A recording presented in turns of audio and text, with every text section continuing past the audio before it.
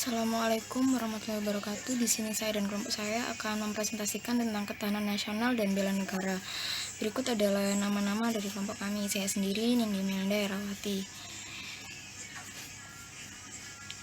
Menelusuri konsep dan urgensi ketahanan nasional dan bela negara. Pengertian dari secara etimologi, ketahanan berasal dari kata tahan yang berarti tahan, kuat, dapat menguasai diri, gigih, dan tidak mengenal menyerah. Ketahanan memiliki makna mampu, tahan, dan kuat menghadapi segala bentuk tantangan dan ancaman yang ada guna menjamin kelangsungan hidupnya. Sedangkan kata nasional berasal dari kata nation, yang berarti bangsa sebagai pengertian politik. Ketahanan nasional secara etimologi dapat diartikan sebagai mampu, kuat, dan tangguh dari sebuah bangsa dalam pengertian politik. Setelah itu, saya akan menjelaskan tentang ketahanan nasional secara terminologi dibagi menjadi 3. Yang pertama, wajah ketahanan nasional. Ketahanan nasional adalah bahwa suatu bangsa atau negara hanya akan dapat mempertahankan kelangsungan hidupnya apabila negara atau bangsa itu memiliki ketahanan nasional. Yang kedua, dimensi dan ketahanan nasional berlapis. Ketahanan nasional juga memiliki banyak dimensi dan konsep ketahanan berlapis. Oleh karena aspek-aspek baik alamiah dan sosial atau astagatra mempengaruhi kondisi ketahanan nasional, maka dimensi aspek atau bidang dari ketahanan Indonesia juga berkembang. Yang ketiga, bela negara sebagai upaya mewujudkan ketahanan nasional. Istilah bela negara dapat kita temukan dalam rumusan pasal 27 ayat 3 UUD NRI 1945 yang menyatakan setiap warga negara berhak dan wajib ikut serta dalam upaya pembelaan negara. Latar belakang diberlakukannya ketahanan nasional dan bela negara. Berbicara tentang ketahanan nasional dan bela negara, dapat kita ambil contoh yaitu negara Yugoslavia. Negara ini dulu dikenal sebagai republik terbesar semenanjung Balkan dan memiliki nama resmi yaitu Republik Rakyat Federal Yugoslavia. Pada tahun 1945, negara ini merdeka dan merubah diri dari sistem kerajaan menjadi republik yang dipimpin oleh Joseph Broz Tito yang berideologi komunis. Akan tetapi, mulai tahun 1990-an mulai timbul perpecahan dan perang saudara sampai tahun 2001. Kemudian pada tanggal 4 Februari 2003, negara ini mulai ditata kembali menjadi Uni Negara Serbia dan Montenegro. Dengan ini berakhirlah perjalanan panjang negara Yugoslavia. Jadilah negara Yugoslavia selaras menjadi kenangan, menggali sumber histori sosiologis politik tentang ketahanan nasional dan bela negara. Assalamualaikum warahmatullahi wabarakatuh. Nama saya Miftahul Jannah. Saya akan melanjutkan materi tentang latar belakang diperlukannya ketahanan nasional dan bela negara.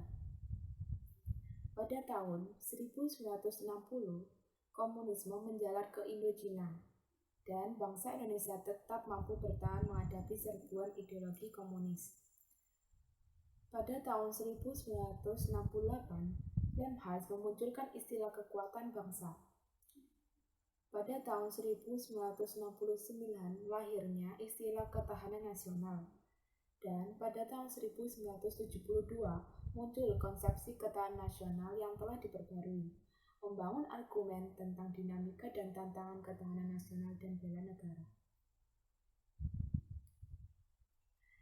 Latar belakang diperlukannya ketahanan nasional dan bela negara, pengalaman sejarah bangsa Indonesia telah membuktikan konsep ketahanan nasional kita terbukti mampu menangkal berbagai bentuk ancaman sehingga tidak berujung pada kehancuran bangsa atau berakhirnya NKRI.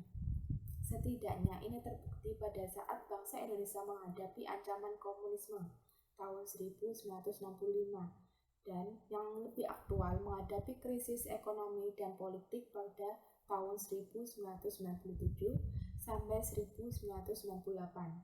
Sampai saat ini kita masih kuat bertahan dalam wujud NKRI. Bandingkan dengan pengalaman Yugoslavia ketika menghadapi ancaman perpecahan tahun 1990-an. Mendeskripsikan esensi dan urgensi ketahanan nasional dan bela negara.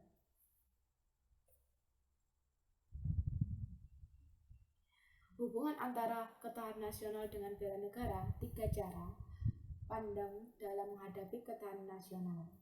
Ketiganya menghasilkan 3 wajah ketahanan nasional, yakni ketahanan nasional sebagai konsepsi, ketahanan nasional sebagai kondisi, dan ketahanan nasional sebagai konsepsi atau doktrin. Hubungan antara ketahanan nasional dengan bela negara, yaitu ketahanan nasional adalah segala usaha untuk mempertahankan kedaulatan negara dan keutuhan wilayah. Bela negara adalah segala konsep yang disusun oleh perangkat perundangan dan petinggi suatu negara tentang patriotisme seseorang. Hubungan pertahanan nasional dengan bela negara sangat erat kaitannya, karena jika kita ingin membela negara, berarti kita juga mempertahankan ketahanan nasional. Selanjutnya, saya akan membahas materi tentang sudut pandang terhadap nasional. Terdapat 3 perspektif atau sudut pandang terhadap konsep ketahanan nasional. Yang pertama, ketahanan nasional sebagai kondisi, yang artinya perspektif ini melihat ketahanan nasional sebagai suatu penggambaran atas keadaan yang seharusnya dipenuhi. Yang kedua, ketahanan nasional sebagai sebuah pendekatan, metode, atau cara dalam menjalankan suatu kegiatan khususnya pembangunan negara. Yang artinya, sebagai suatu pendekatan, ketahanan nasional menggambarkan pendekatan yang integral. Integral dalam artian pendekatan yang mencerminkan antara segala aspek atau isi, baik pada saat membangun pemecahan masalah kehidupan. Yang ketiga, yaitu ketahanan nasional sebagai doktrin, yang artinya ketahanan nasional merupakan salah satu konsepsi khas Indonesia yang berupa ajaran konseptual tentang pengaturan dalam penyelenggaraan bernegara. Berdasarkan ketiga pengertian tadi, kita mengenal 3 wujud atau wajah dari ketahanan nasional, yaitu ketahanan nasional sebagai kondisi, ketahanan nasional sebagai metode, ketahanan nasional sebagai doktrin. Dimensi dan ketahanan nasional berlapis. Dalam buku Permasyarakatan Undang-Undang Dasar Negara Republik Indonesia 1945 MPR 2012 dijelaskan bahwa pasal 27 ayat 3 ini dimaksudkan untuk memperteguh konsep yang dianut bangsa dan negara Indonesia di bidang pembelaan negara, yakni upaya bela negara bukan hanya monopoli TNI, tetapi merupakan hak sekaligus kewajiban setiap warga negara. Oleh karena itu, tidak benar jika ada anggapan bela negara berkaitan dengan militer atau militerisme, dan seolah-olah kewajiban dan tanggung jawab untuk membela negara hanya terletak pada Tentara Nasional Indonesia. Berdasarkan pasal 27 ayat 3 Undang-Undang Dasar Negara Republik Indonesia 1945 tersebut, dapat disimpulkan bahwa usaha pembelaan negara merupakan hak dan kewajiban setiap negara Indonesia. Hal ini berkonsekuensi bahwa setiap warga negara berhak dan wajib untuk turut serta dalam menentukan kebijakan tentang pembelaan negara melalui lembaga-lembaga perwakilan sesuai dengan Undang-Undang Dasar 1945 dan perundang-undangan yang berlaku, termasuk pula aktivitas bela negara. Selain itu, setiap warga negara dapat turut serta dalam setiap usaha pembelaan negara sesuai dengan kemampuan dan profesi masing-masing. Dalam Undang-Undang Nomor 3 Tahun 2002 tentang Pertahanan Negara, Pasal 9 Ayat 1 disebutkan bahwa setiap warga negara berhak dan wajib ikut serta dalam upaya bela negara yang diwujudkan dalam penyelenggaraan pertahanan negara. Dalam bagian penjelasan Undang-Undang Nomor 3 Tahun 2002 tersebut, dinyatakan bahwa upaya bela negara adalah sikap dan perilaku warga negara yang dijiwai oleh kecintaannya kepada negara kesatuan Republik Indonesia yang berdasarkan Pancasila dan Undang-Undang Dasar 1945 dalam menjamin kelangsungan hidup bangsa dan negara. Upaya bela negara selain sebagai kewajiban dasar manusia, juga merupakan kehormatan bagi setiap warga negara yang dilaksanakan dengan penuh kesadaran, tanggung jawab, dan rela berkorban dalam pengabdian kepada negara dan bangsa. Saya Fani Fadlillah akan melanjutkan materinya tentang pertahanan negara dan bela negara. Yang pertama, doktrin dan sistem pertahanan negara Indonesia tersebut secara tersirat mencerminkan pandangan bangsa Indonesia tentang konsep perang dan damai, yakni bangsa Indonesia cinta damai akan tetapi lebih cinta kemerdekaan. Yang kedua, oleh karenanya bangsa Indonesia tidak mengembangkan ajaran tentang kekuasaan dan adu kekuatan, karena hal tersebut mengandung benih-benih persengketaan, permusuhan, dan ekspansionisme. Indonesia mengembangkan dan menyelenggarakan sistem pertahanan negaranya dalam nuansa keterbukaan dan yang merupakan perwujudan prinsip cinta damai dan ingin hidup berdampingan secara harmonis dengan negara-negara lain. Yang ketiga, sebagai penjabaran konstitusi pada aspek pertahanan, bangsa Indonesia telah menyusun Undang-Undang Nomor 3 Tahun 2002 tentang pertahanan negara yang menetapkan bahwa sistem pertahanan negara Indonesia adalah sistem pertahanan bersifat semesta yang melibatkan seluruh warga negara, wilayah, dan sumber daya nasional lainnya. Hal ini merupakan upaya untuk menyinergikan kinerja komponen militer dan nirmiliter dalam rangka menjaga, melindungi, dan memelihara kepentingan nasional Indonesia. Yang kelima, pada masa perang atau pada kondisi negara menghadapi ancaman nyata, pemerintah mendayagunakan sistem pertahanan negara sesuai dengan hakikat ancaman atau tantangan yang dihadapi.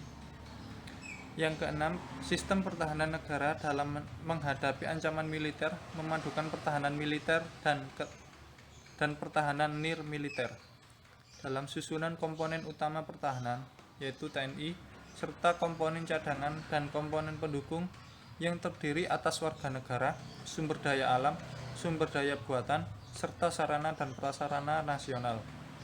Yang ketujuh, spektrum bela negara. Dalam perspektif hidup bernegara, konsep pertahanan negara dalam masa damai maupun masa perang pada dasarnya merefleksikan spektrum bela negara yang harus dipahami oleh setiap warga negara. Hal ini mengingat bahwa setiap bangsa akan senantiasa dihadapkan pada perjuangan untuk mempertahankan ruang hidup dan kepentingan nasionalnya. Oleh karena itu, spektrum bela negara tidak terbatas pada pemahaman bela negara secara fisik pada masa perang saja, melainkan juga mencakup pada aspek yang lebih luas, mulai dari bentuk yang paling halus hingga aspek yang paling keras. Yang kesembilan, bela negara dalam spektrum yang halus atau lunak, mencakup aspek psikologis dan aspek fisik. Aspek psikologis mencerminkan kondisi.